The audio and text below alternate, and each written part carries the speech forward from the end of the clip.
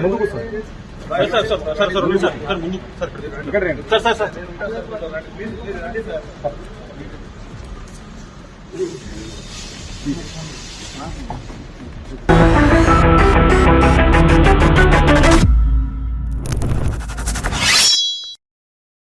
வணக்கம். அல்லு அர்ஜுனின் கைது, இதற்கு பின்னாடி இருக்கக்கூடிய காரணங்கள் என்ன? உண்மையிலேயே அல்லு அர்ஜுன் அவர் கைதானது சரியா தவறா? இந்த கேள்வி முதலில் பார்த்து விடலாம். என்ன நடந்தது அதையும் பார்த்து விடலாம்.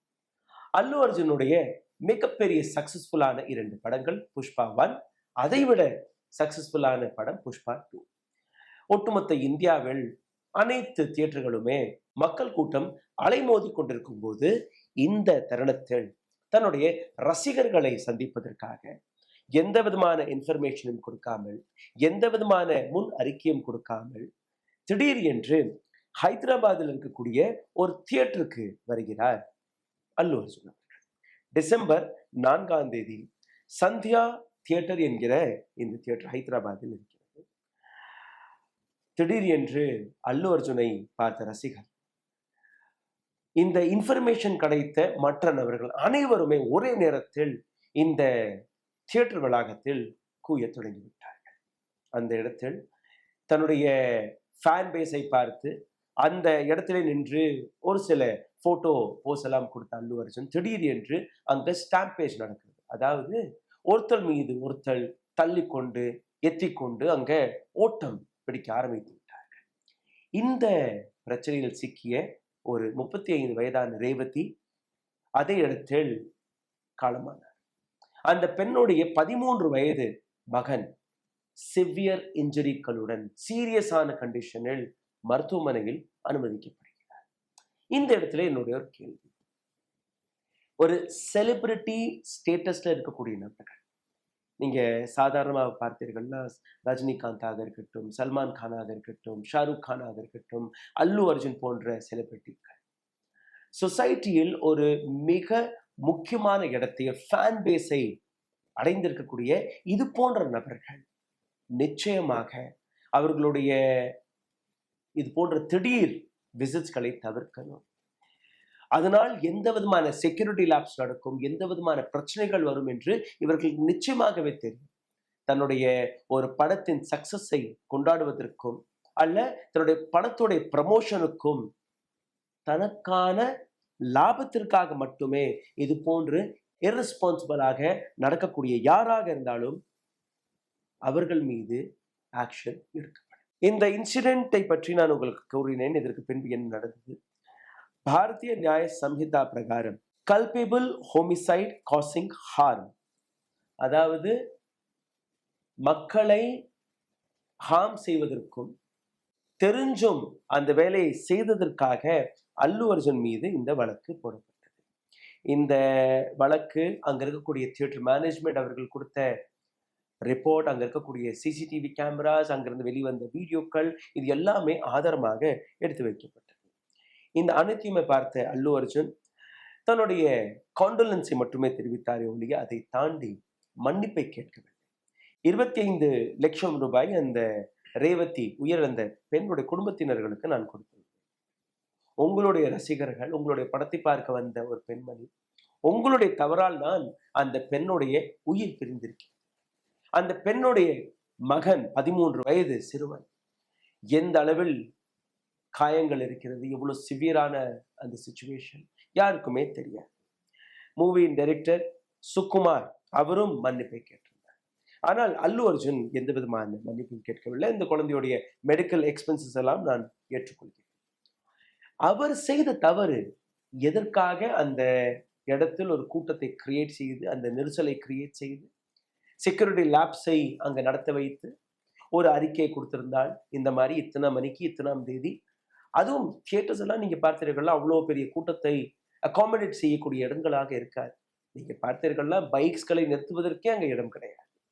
அந்த மாதிரியான செகண்ட்லி அல்லு அர்ஜுன் போன்ற ஒரு மிகவும் பிரபலமான ஒரு செலிபிரிட்டி இது போன்ற விஷயங்களை செய்யும் போது அதை நிச்சயமாக கோர்ட் இப்படித்தான் தண்டிக்கணும், இது இப்படித்தான் இந்த ஆக்ஷன் எடுக்கணும். ஏன்னா நாளைக்கு வேறொரு ஆக்டர் வேறொரு செலிபிரிட்டி இது போன்று நடக்கக்கூடாது.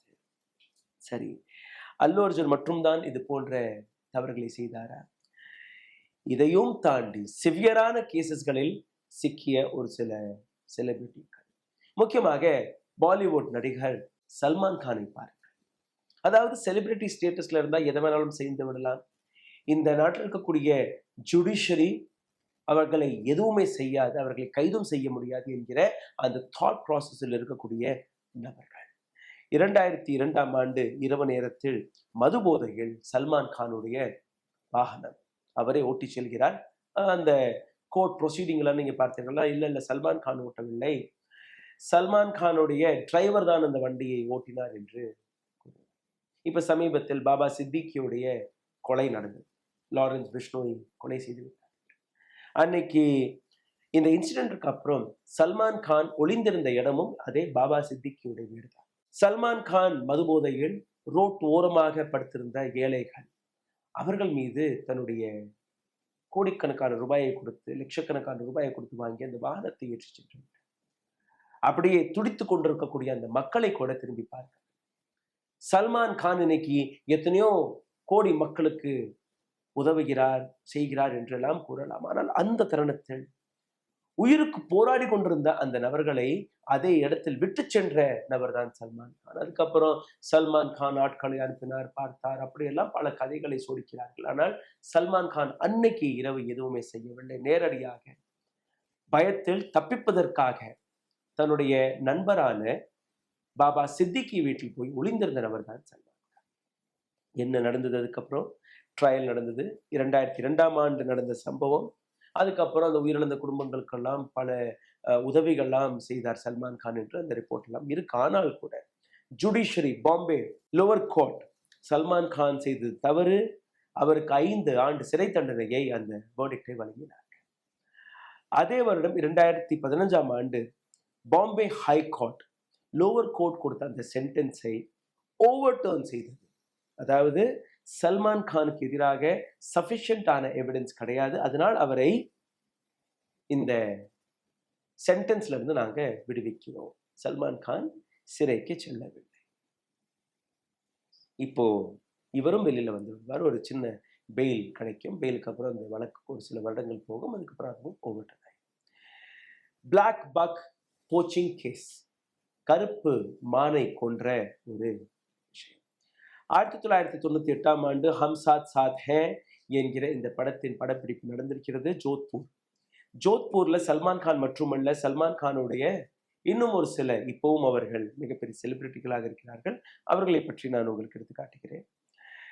சல்மான் கான் ஜோத்பூருக்கு அருகே இருக்கக்கூடிய ஒரு காட்டுப்பகுதிக்கு போறார். அங்க மான் வேட்டை செய்கிறார்கள் இந்த நபர்கள். கருப்பு மான், இந்த பிளாக் பக் என்கிற இந்த மான் ரொம்பவே ரேரான மான்கள். இதை கொல்லக்கூடாது என்கிற ஒரு சட்டமே இருக்கிறது. 2வது, வனப்பகுதியில் போய் நீங்க வேட்டையாட முடியாது. 2007ஆம் ஆண்டு 2006ஆம் ஆண்டு 2 முறை இந்த நபருக்கு 5 ஆண்டு சிறை கிடைத்தது. இப்பவும் சமீபத்தில் நீங்க பார்த்தீர்கள், 2018ஆம் ஆண்டு ஜோத்பூர் கோர்ட் இவருக்கு 5 ஆண்டு சிறை தண்டனை கொடுத்தார். அதாவது ஒரு முறை அவருக்கு தண்டனை கிடைக்கும் போது அடுத்த கோர்ட்டு அந்த கோர்ட்களில் நடக்கக்கூடிய விஷயங்கள்.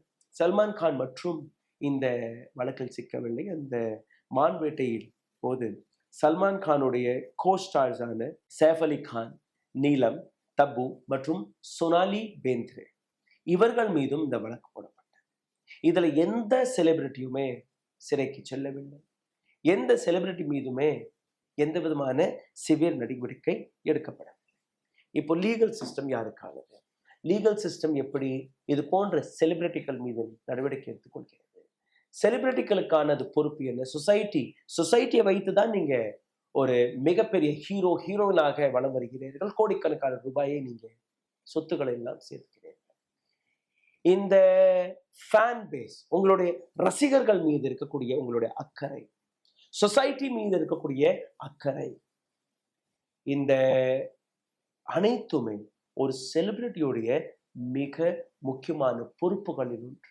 நீங்க டாக்ஸ் கொடுக்கலாம், நீங்க பல பள்ளிக்கூடங்களை கட்டலாம், பல நல்ல காரியங்களுக்கு டொனேஷன் எல்லாம் போடலாம். ஆனால் உங்களுடைய பொறுப்பு உங்களை பார்ப்பதற்காக மக்கள் கூட்டம் அலையும். உங்களுக்கு தெரியும், செக்யூரிட்டி லேப்ஸ் நடக்கும், உங்களுக்கு தெரியும். நீங்க சினிமா திரையில் என்ன பேசுகிறீர்களோ அதை நம்பக்கூடிய பல லட்சம் ஃபேன்ஸ் இருக்கிறார்கள். ரியல் இதுல என்ன வித்தியாசம் என்று கூட தெரியாமல் இருக்கிறார்கள். உங்கள் போன்ற நபர்களை தன்னுடைய ஐடியாலஜியாக எடுத்து வைத்து உங்களை பின்தொடங்கக்கூடிய பல்வேறு நபர்கள் இருக்கிறார்கள். அதனால் உங்கள் வாயிலிருந்து வரக்கூடிய ஒவ்வொரு வார்த்தையும், நீங்க செயலில் காட்டக்கூடிய ஒவ்வொரு விஷயமும் மக்களுடைய பார்வை, மக்கள் உங்களை எப்படி எடுத்துக்கொள்வார்கள், எப்படி உங்களுடைய சமுதாய அக்கறை இருக்கும் என்று அதை சரிபார்க்காமல் நீங்க பேசுகிறார். செலிபிரிட்டி ஸ்டேட்டஸ் மக்கள் தான் உங்களுக்கு கொடுக்கிறார்கள். அந்த மக்களை பற்றியே நீங்க சிந்திக்கவில்லை என்றால் எப்படி? இன்னைக்கு அவருடைய கைது, அதை நான் வரவேற்கிறேன். அது 1 மணி நேரம் கைதாக இருந்தால் கூட பரவாயில்லை. ஆனால் இது போன்ற சிச்சுவேஷன்களில் ஒரு செலிபிரிட்டி தன்னுடைய செலிபிரிட்டி ஸ்டேட்டஸை ஒதுக்கி வைத்து மனிதாபிமான அடிப்படையில் மன்னிப்பையும் கேட்கணும். இதற்கு மேல் இது போன்ற தவறுகள் நடந்துவிடாதபடி ஒரு ஸ்ட்ரிக்டான ஆக்ஷன் அவர்கள் மீது இருக்கு. நன்றி, வணக்கம். ஊடகம் கார்ப்பரேட் அரசியல்வாதிகளின் கைப்பாவையாக அடிமைகளாக இருந்தது போதும். இனி சாட்டை எடுத்து சுழற்றும் நேரம் வந்துவிட்டது. ஊடகம் பொதுமக்களாகிய உங்களுக்காக, உங்களாலேயே இயக்கப்பட வேண்டும். ஊடக சுதந்திரத்திற்காக உங்களின் பங்களிப்பை இன்றே அளித்திடுங்கள்.